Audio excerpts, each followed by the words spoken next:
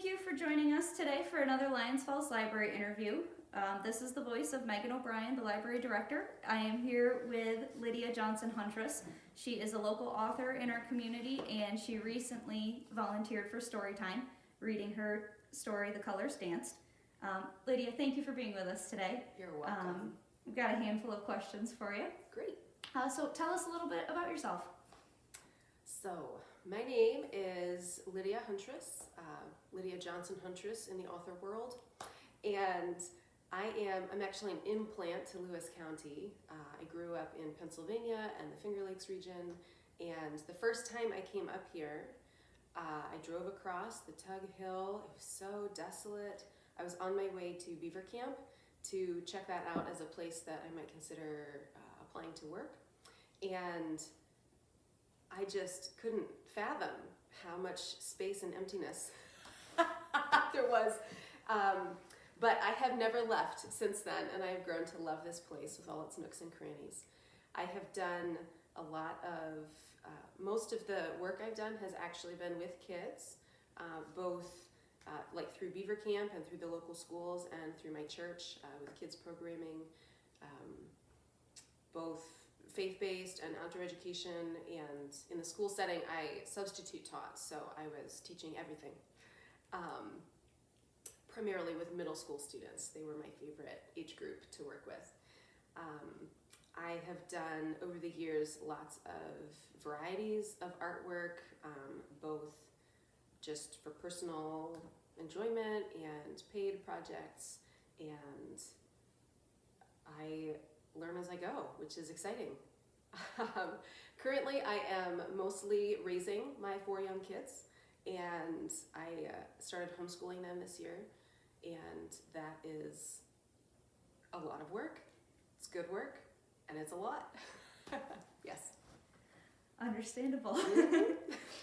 Well, take us through the development of The Colors Danced.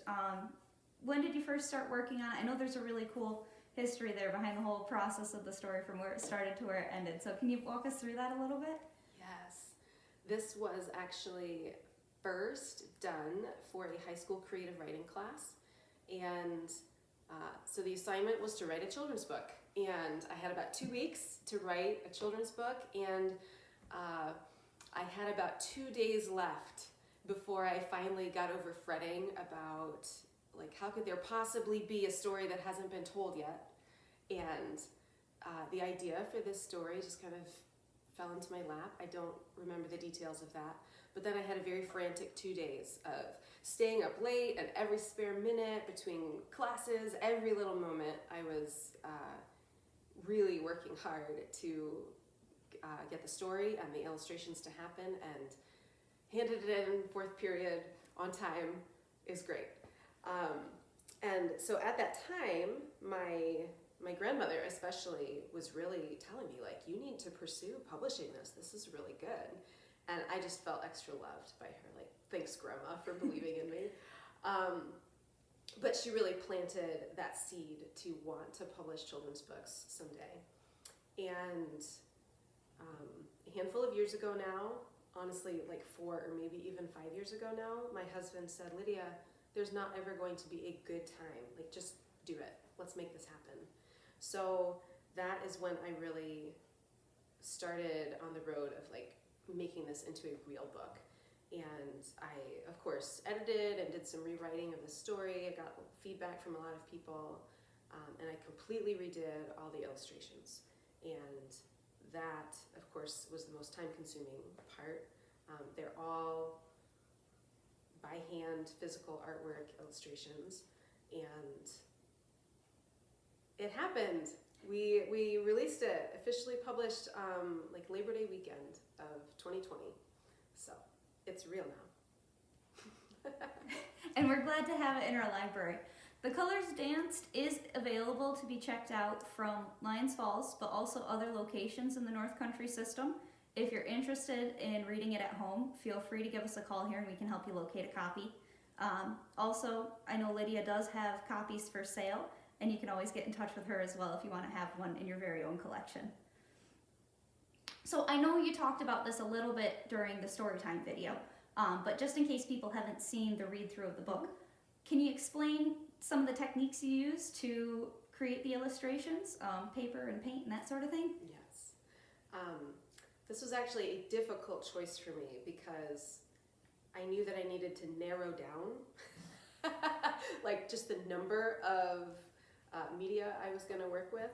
And so when I first did the book, I used oil pastel and tempera paint. Did everything, I kind of painted with my hands through the whole thing, either fingertip painting or I am quite bad at drawing hands.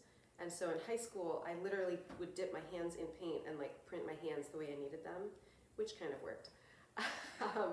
This time I really wanted the illustrations to be a much more professional quality, and I ended up going with paper cutting. So like on here, I know that you can't see up close here, but all of these colored papers I actually cut out with an X-Acto knife and just freehand cut them out. Some of these pieces, primarily God's hands, as I said, I'm really bad at hands, so I did not know how I was going to do that. I ended up, I started just using like Google Images, and I would do a search for the position of hand that I wanted, and then I would print it out and put that paper over the colored paper that I was going to choose. And you know those, like the black scratch off paper comes with the wooden stylus? I would use that and I would trace over it, like pressing really hard. I would trace over every line and then shine a bright light so I could see the shadow of the indents and X-Acto cut it. So I actually had mild nerve damage in my fingertips for a long time, and it kind of felt like a badge of honor. It was like, wow, I'm not messing around about that. After a while, actually just 2 illustrations or maybe 3, I realized Google Images just doesn't have the specific position I need for hands. And so I started photographing my own hands, or for 1 or 2 illustrations, I photographed my husband's hands, like in the right position I needed. And then I would do that same process of putting the printed copy over top of the paper. For the watercolor parts, I just, painted, swirled. Most of the watercoloring is swirled colors, more or less. I had to do a fair amount of learning how color works, because if you swirl them wrongly, it just looks like mud. It's gross. So learning how color works and interacts together, especially with watercolor where it kind of flows and bleeds all together. But then again, I just cut out the pieces that I needed. It turned out that though it's titled The Colors Danced, and you'd think like the colors are the main character, I really feel like God's hands are the main character, and that's as it should be. He did it all, and I love him. It was a really satisfying product it's one of those projects that was just like, I'll try this and see what happens, and wow, I just love it. So that's a great feeling to have. It definitely shows in the artwork and the story, I agree. Yeah. Very well done. And you can see how much time and effort was put into creating all these things. Do you have like a ballpark of how long it took, not necessarily to do the editing, but just the illustrations? Well, it was 4 to 5 years ago that I started, and I am a slow, meticulous artist, and my husband sacrificed like an enormous amount. Like, he made this possible. He made this project possible. He took on countless hours of cooking and cleaning up and being with the kids solo, and like doing all of that to allow me the time to sit and focus for lengths of time. I did a lot of work on it. I'm a hostess for scrapbook retreats up at Beaver Camp, and so I kind of cheated, and instead of scrapbooking for a few years, I was like working on my book, because it was the longest stretches of unbroken focused time. they were all very forgiving and enthusiastic about what I was doing, so it worked out. But no, I have no idea how many hundreds of hours, because then also the digitizing of everything that my husband, like, he learned the software, he made it all, like, who knows? I have no idea. It's a long time. So the real question then in my mind is, would you self-publish again? Was all of the work and the time and the effort, was it all worth it in the end?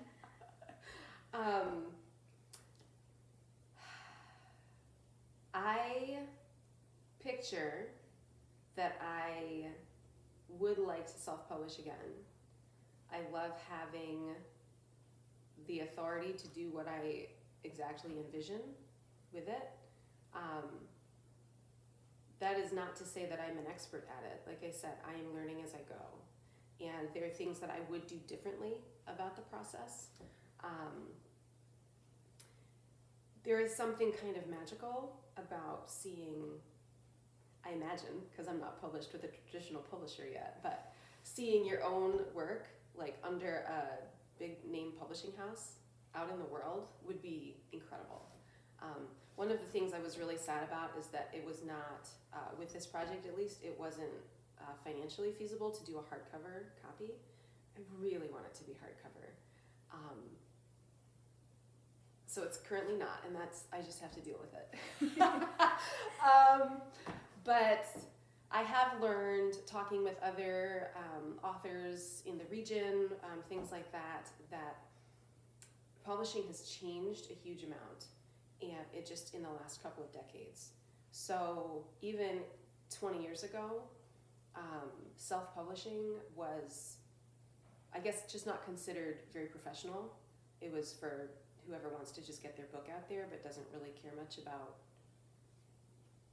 how widespread their audience will be, quality necessarily, things like that. But the tools and the opportunities for self-publishing have increased really dramatically, so that you can do a very professional job self-publishing, and that it's changed enough also in the traditional publishing world that even if you're published with a traditional publisher, really the onus of marketing is still up to me. So I still have to do all of that work to give them some profit. So at this point, yes, I would, next projects I will pursue self-publishing again and just continue to learn how to do it better. That's my answer. Great. Yeah. Great. So as this is your first book for kids, are you working on anything else? Is there anything upcoming in the future? Do you have ideas? I have many, many ideas, both for standalone picture stories, series of books, middle grade readers, like chapter books. I have not started the next project yet, mainly because I haven't figured out how to homeschool and also have time to, like, make another project happen. So I'm kind of sacrificing this a bit at the moment in order to focus on schooling my kids. But I have many ideas. Some of them are kind of, I feel that they're kind of time dependent because they involve talking and, like, working closely with some older family members to take their stories and turn them into books. And of course, like, I don't know how long I can put that off and continue to have direct feedback from them on their stories. So I don't know yet what will actually come to fruition, but I bought a 10-pack of International Standard Book numbers rather than one single ISBN for this book. So I set myself up to keep going. Fantastic. Yeah. That's good news. Yeah. So as an artist, just in general, what are your favorite mediums to create with? What do you prefer to work with? I I've enjoyed, I've worked with like so many different types of things. I use paint mostly, and I continue to learn how different paints function, but I use them on all sorts of different materials, I guess. Paper, wood panels. I repainted I think it's an old wooden like ice fishing bucket. It's like an antique that my parents have, and I repainted the outside of that with all sorts of birds that live in their neck of the woods.